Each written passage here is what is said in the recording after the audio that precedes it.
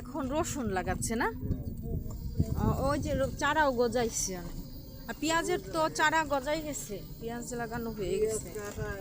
হ্যাঁ, পেঁয়াজেরই না, এখন রসুন, এই যে রসুনের চারা গজাইছে।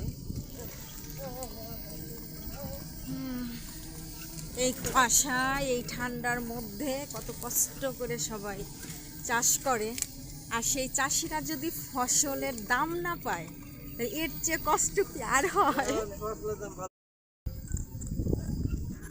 আসসালামু আলাইকুম প্রিয় বন্ধুরা, যারা রসুন লাগাচ্ছে তারা আমাকে ভিডিও করতে দেখে হাসছে।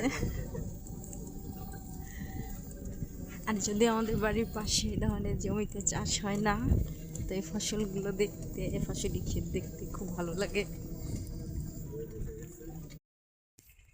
আসসালামু আলাইকুম প্রিয় বন্ধুরা, আমি আসছি, পেঁয়াজ লাগাচ্ছে দূরে লোকজন, অনেক তাল গাছ আছে। আচ্ছা, তুমি ওইদিকে থাকো, ওইদিকে থাকো, ওইদিকে থাকো, আমি আসি।